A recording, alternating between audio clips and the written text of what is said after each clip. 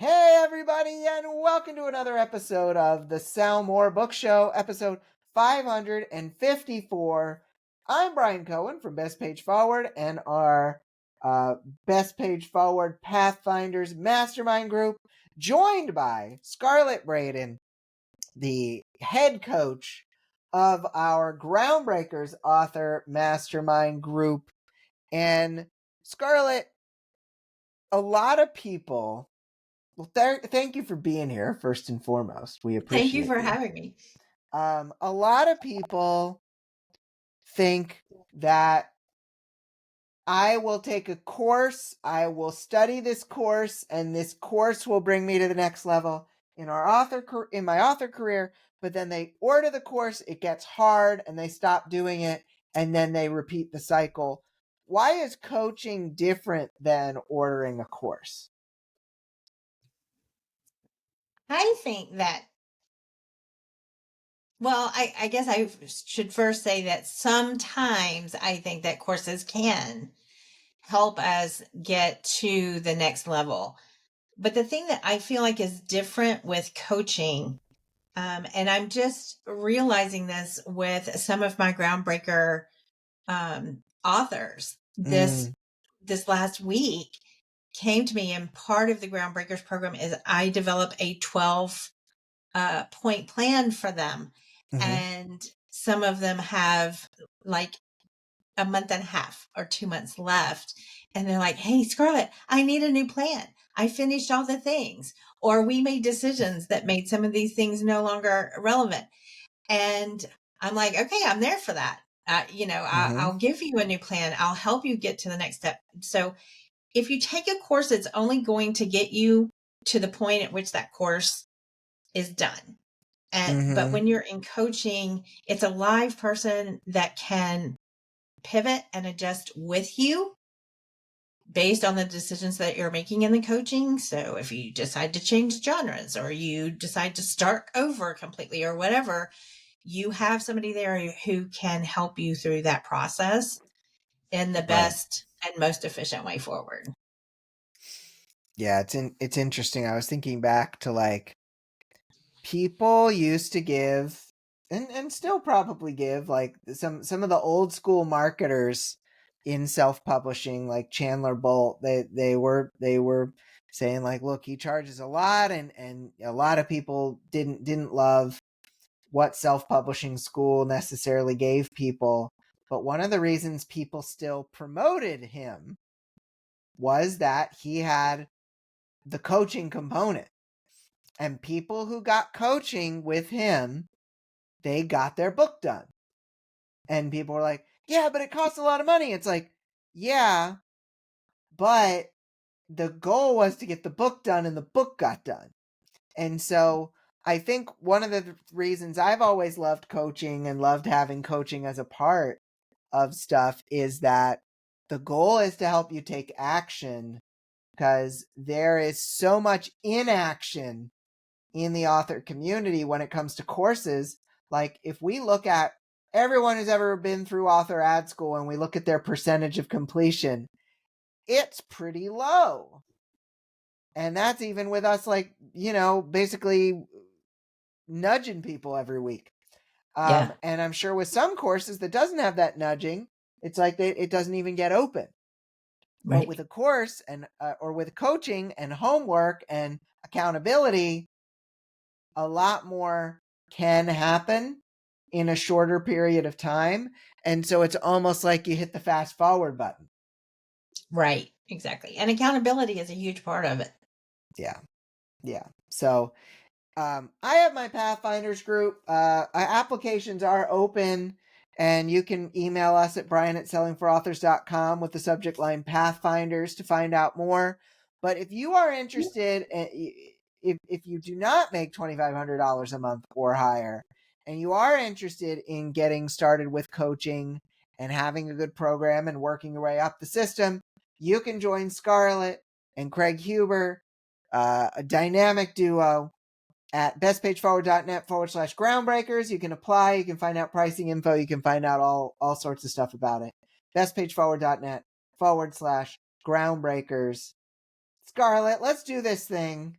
Let's do So it. there was a question. What is the thing that you are afraid of writing, publishing, or marketing? Cody says, let's see, I often come up with an unplanned idea in the middle of writing a novel. Including it usually means a lot of extra work and complication. I'm always afraid to do it, but then end up daring myself to jump over the cliff with it. I'm always happy I did afterwards. I'm going through that right now with my work in progress. Roland said, let's see, in my health, fitness, and wellness books, I have been afraid to call out the BS more strongly. I try to stay more positive. Unfortunately, people only say they want common sense and timeless advice, but systems and habits aren't the magic pill they're looking for. It's tough, but it's true. So I've gotten more into tough love over time because Scarlett, you're one of the OG ad school, ad squad support people back in 2020. You had volunteered and then moved into working for the team, and you've been with us ever since, and we've been very happy about it. But I used to be less tough love than I am now. Oh, absolutely. You were kid gloves gentle with everybody, and for so many people that is wonderful and it's great and it's needed in this world. But as you know, I'm not that. I'm a little more direct and tough love, and I think that having uh, a little bit of each is probably the perfect place. Yeah. No, I think so too. I think so too. So, folks, you can answer the question of the week over at Somewhere Book Show website or the Somewhere Book Show After Party Facebook group. Let's go into the top story. Authors make what? Pricing higher, using free books less often, and writing more books tends to help authors earn more money, said this year's 2024 Indie Authors Survey from Written Word Media. One big find in the 1,500 plus author survey was that self published authors are a growing community. 76% of respondents identified as self published, 16% were hybrid, 7.8% were trad only. Self publishing is no longer a backup plan, says Ricky Wolman. It is a viable path to success, end quote. The survey found that lower earning authors tend to price their books lower, with many pricing between 99 cents and $4.99. Mid-range income authors between $251 and $2,500 per month display more varied pricing strategies, but with pricing ranging between $2.99 and $5.99, while higher earning authors earning more than 20 grand per month price their books higher, most between $5.99 and $10 plus. In addition, the higher earners use free books less and usually just as one part of an overall marketing strategy, not as their primary readership builder. One area that should surprise no one is the correlation between income and the number of books published.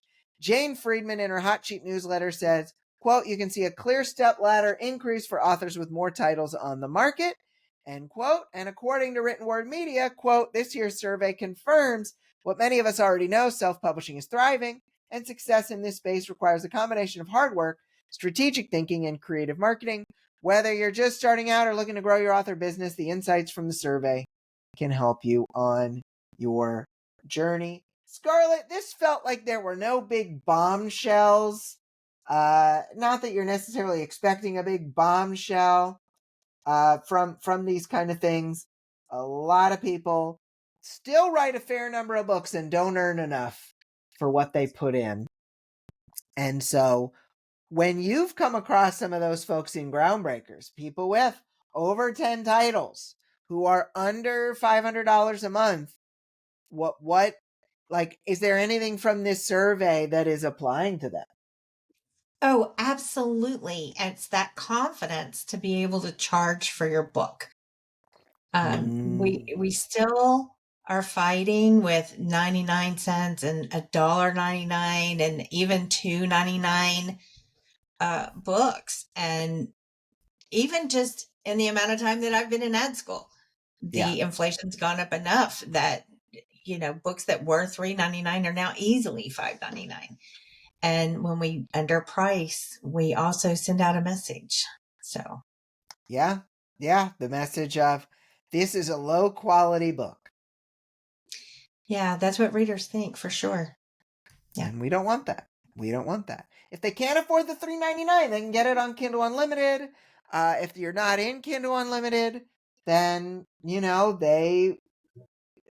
they're just gonna have to buy it at full price. Yeah.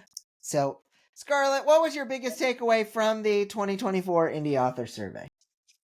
I absolutely loved being able to see in visual graphics the direct correlation between what authors are spending for things like editing and covers to earnings. But as a side note, I also noticed that this is the first time since I've been tracking any of this that I've ever seen mystery thriller suspense books coming behind, not coming right behind romance, but instead dropping to fourth behind fantasy and sci-fi. And I That think it's is just interesting. because we've had, we had COVID and the pandemic, and then the news. The news is just all the thrilling that a lot of people need. And so it looks like more and more authors are moving into other genres. That is interesting. That is really interesting. I guess we'll see if that trend continues. But good observation there, Scarlett. I think you got a question for me. I do, Brian. What the heck's going on with this survey? 40 books and still making under 250 per month? What does that mean? Yeah, that was interesting. Roland pointed this out that there was a spike for and maybe this is just a low sample size, which can happen. You have someone putting that they have 100 books out and it messes with the curve. But people in that $250 range had more books than people in the range a little bit higher. And so I think there's some sampling issue here, some statistical stuff here. But yeah, you can have 40 books and make $250. We've spoken to people who are in this situation, and often this is authors who have just not really gotten the quality side of their books together. They might write pretty good, but the covers, they just never really take the time with the covers, never really take the time with the getting the metadata, the keywords, and the categories right. And they're going for quantity over quality. And that's the tough thing. There are authors out there who do quantity plus quality, but often that is because they have built up a team. And people who are trying to do it all themselves, all out of their own brain, and just say, great, I'm putting out the next one, I'm putting out the next one, they don't always do quite as well. And I think that we have to make sure that we are getting an outside perspective on what do these books look like from a quality standpoint. Because if they are all looking bad and the reviews aren't great, then you might need to make a more significant change than just writing the next book. Yeah, I think you're right. But one of the things that's so surprising to me is how many authors are actually targeting the wrong genre. They've Mm, written a great book. Maybe they even have, an expensive cover on it, but the market that they're targeting is all wrong. And there's absolutely just no way to rise to the top when you have that going on. right. Oh, that's a really good point. That's a good point. Um, we'll see. I mean, we'll see if folks listen to us and get some outsider opinions. We would love to have them. But let's go into the lightning round, Scarlett. We need another lightning sound. Ooh, that was good. That was good. It felt like the lightning hit the ocean and then the foam, sea foam kind of raced across. You know me, that is always where my I lightning know, is going you're to always come thinking from. about the beach. So, Scarlett, sometimes you just need to take a day off. How can authors keep from feeling guilty for taking days off of their writing? I think the first thing they need to do is ask themselves what other career doesn't take days off. Mm, And that when we are in a creative career in particular, that our wells need restoring. And that comes from rest, but it also comes from experiences yeah, that are not at the desk. yeah. And so if it helps to decrease that feeling of guilt, because I'm a class A workaholic, is that it is to further their creativeness by getting out and doing something different. I like that. You need to. You We do need need to. to. But Brian, author guilt is present for a lot of our coaching students. What do you usually recommend for counteracting the guilt? So when one of our coaching students feels guilty, either from, well, my reader said that they wanted this book, so I have to now spend 3 months writing it. Or, by the way, if you didn't watch the video, Scarlett had almost an eye roll reaction to that because so many authors that she's worked with are in that same boat. Or you have guilt from, well, I'm on vacation, but I need to be continuing this book. Is just that, look, it's it's just not that important. You're just not that important. You are a writer, which is great. You're an author, which is great, but it's not like people will die if you don't do the thing today. Like you put so much pressure on yourself. We all do it. I do it. Scarlett does it. We all do it. But just Well, like Brian, that is one way to bring on the tough love there. take some perspective. I mean, you're not like an air traffic controller. You gotta take a breath. The readers need to take a breath. I know readers who are terrorizing the authors. You better put this book out. I know where you live. It's like, calm the heck down. Like, readers need to take a breath, but we need to think. Just look, we are doing great work. We're putting amazing stuff out into the world, but you don't need to work on it 24/7. Well, I mean, there's absolutely no way that any of us can produce enough to keep readers in books. They have to have more than one favorite author out there. And so there's plenty of other authors out there to fill in for us when we're not there. And it doesn't mean that they're not going to come back to us. Exactly. Exactly. Scarlett, what is the coolest success story you've seen from an author in the past year? Wow, there have been so many. And we've recently talked about a couple of them with LJ Andrews and Jeffrey Mason. And those are such great stories, and they're really inspiring. And I love stories that let me know what's possible out there. Yeah. But I think one of my favorite stories is a couple in Groundbreakers who have been in ad school for a couple of years. They have been struggling and just they keep cranking out the books and cranking out more books and more books and more books. But through discovering that they were in the wrong genre, and therefore their packaging wasn't right, and correcting that packaging, and then learning how to market and busting through some of those myths that are out there, like running a free promo is only going to get you freebie seekers. They have busted through one of their targets that they wanted to bust through. And for me, sometimes it's that little guy finally getting momentum going forward. So That's I love awesome. that. I love that story.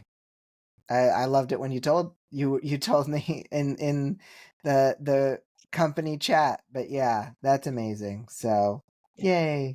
Good story Yay. all around. All right. You've got one for me. I do. What writing or publishing trend are you glad to see gone or fading away? I am glad that fewer authors are doing rapid release because it is just people are going against their very nature to make this happen, and they're causing themselves a lot of internal strife, and we don't need that. We need less stress. We need to be healthier, and I think less rapid releasing is going to be a good thing for the author community. Yeah, I love rapid releasing, but I don't do it 12 months out of the year. Right. I rapid release the first 3 in a series, and then it might be a year till they get another one. Yeah. And I think putting less pressure on ourselves is definitely the way to go forward. Yeah. 100%. Last question, Scarlett. What do you think authors need to think about going into 2025? I think the thing that we tend to forget to take stock of when we become authors and we start on this and we start hearing about success stories and what's possible, and we get in that go forward motion. And I think one of the things that we forget to take stock of is, what is our why? Why are we doing this? What do we want to get from it? And for how long? Because Mm, the truth is, people who are rapid releasing for 12 months out of the year, you can't sustain that for 10, 20, 30 years. yeah. And do you still want to be a writer in 10 years, 15 years? And what can you do to make that a reality and Yeah. plan for it? Fail to plan, plan to fail. I think I got that backwards, but yeah. I think you got it. Perfect. Thanks. Awesome. Yeah, no, I think especially knowing what your why is, why are you doing this? Because that's going to drive you. When all the other stuff fades away, the why, your purpose is what drives you. Yeah. So, Scarlett, what would you say? I'll ask you this in a second. Let's do the question of the week. Then I'll ask you. We need a question of the week. We could talk about the author survey, but we've talked about that before. I'm interested in this author guilt thing. What do you think? Yeah. What are authors feeling guilt about, and why? Who is putting the guilt on them? Because sometimes I think when we realize that, it helps us through it too. Love it. What do you feel so guilty about in your author career? Who is putting the guilt on you? You can answer the question of the week over at sellmorebookshow.com or the Sell More Book Show After Party Facebook group. Scarlett, what is your why behind coaching the groundbreakers? My why behind coaching the groundbreakers is because, having been in student support and ad school for 4 years, the thing that I got the most frustrated with was not being able to do deep dives and Mm, not being able to keep rephrasing the same concepts in different ways until it clicked. yeah, And being able to watch just all these light bulbs come on all around me is my own brand of magical. yeah. And so that's my why. I love it. I love it. Awesome. Y'all, if you want to join Scarlett in her why and try to help get to the bottom of your why and increase your book sales, consider joining Groundbreakers going into December, going into 2025. bestpageforward.net/groundbreakers. And if you earn over $2,500 a month, email us, Brian at sellingforauthors.com, because I might be able to help you out in my Pathfinders coaching group. Scarlett, it has been a delight having you here. I It's hope been you so had fun fun. being here. Oh, Thank good. Good. And thank you for all you've done. Like, look, you. starting early 2020, you're going to be on a 5-year anniversary in a couple of months here for working with Best Page Forward. You've done a lot, and we truly do appreciate you. Thank you. I love my job. Hey, good. Cool. I didn't force her to say that or anything. So, No extra money in the paycheck for that. sorry. Well, we're gonna have another wonderful guest, a co-host next week, so definitely stay tuned for that. And yeah, we hope that you have an amazing, amazing rest of your November. And I think we'll have one more episode right before the American Thanksgiving. But for Scarlett, I'm Brian. Have a great week of book selling, everybody. And we'll talk to you soon. Bye. Bye.